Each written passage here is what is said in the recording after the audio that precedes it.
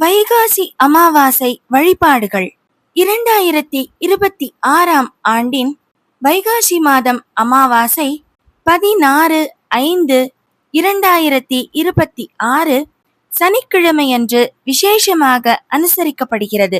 இந்த வைகாசி மாதம் அமாவாசையில் சனி ஜெயந்தியும் இணைந்து வருவதால் இது மிகவும் சிறப்பு வாய்ந்த நாளாகவும் கருதப்படுகிறது. இந்த நாளில் தெய்வ வழிபாடுகள் மட்டுமின்றி முன்னோர்களுக்கு தர்ப்பணம் கொடுப்பதும் சிறப்பானதாக கருதப்படுகிறது. இந்த வைகாசி மாதம் அமாவாசையில் முன்னோர்களுக்கு தர்ப்பணம் கொடுப்பதும் பித்ரு தோஷங்களை போக்கிக் கொள்ள வழிபாடுகள் செய்வதும் மிகவும் சிறப்பானதாக கருதப்படுகிறது.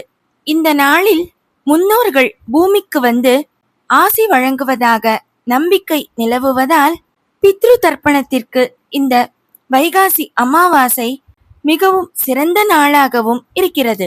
ராமேஸ்வரம், அக்னி தீர்த்தம் போன்ற புனித நீர்நிலைகளில் நீராடி தான தர்மங்கள் செய்வதும் வழிபாடுகள் செய்வதும் பித்ருக்களின் ஆத்ம சாந்திக்கும் குடும்ப மேன்மைக்கும் வழிவகுக்கும் என்று நம்பப்படுகிறது.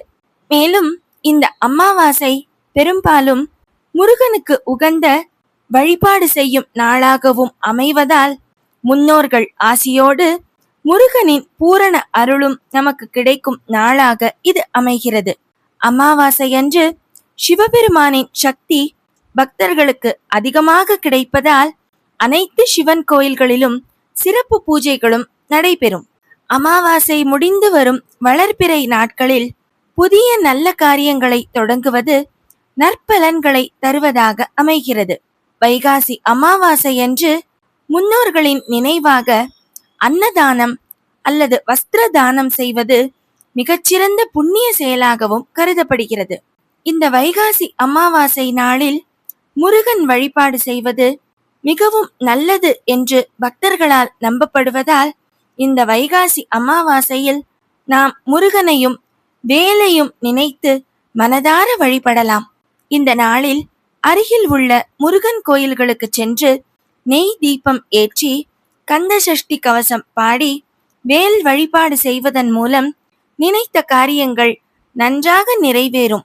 வைகாசி அமாவாசை அன்று காலை புண்ணிய நதி தீர்த்த கரைகளிலோ அல்லது வீட்டிலோ முன்னோர்களுக்கு தர்ப்பணம் கொடுத்து வழிபாடு செய்வது மிகவும் சிறப்பு. இது முன்னோர்களின் ஆசியையும் பெற்று தரும். இந்த வைகாசி அமாவாசையில் முருகன் வழிபாடு செய்வதன் மூலம் நாம் முருகனின் அருளை பரிபூரணமாக பெறலாம். முருகன் சந்நிதியில் வேலுக்கு சந்தனம் மற்றும் மலர்கள் சாற்றி திருப்புகழ், கந்தசஷ்டி கவசம், கந்தர் அனுபூதி ஆகியவற்றை பாடி வழிபாடு செய்வது மிகவும் சிறப்பானதாக கருதப்படுகிறது. முருகனுக்கு நெய் தீபம் ஏற்றுவதோடு வாசனை மலர்களால் அர்ச்சனை செய்து பால், தயிர், இளநீர் போன்றவற்றால் அபிஷேகம் செய்தும் வழிபடலாம். இந்த அமாவாசை நாளில் பசித்திருப்பவர்களுக்கு அன்னதானம் செய்வது அல்லது பசுவிற்கு அகத்திக்கீரை வாங்கி கொடுப்பது மிகவும் நல்ல பலன்களை தரும்.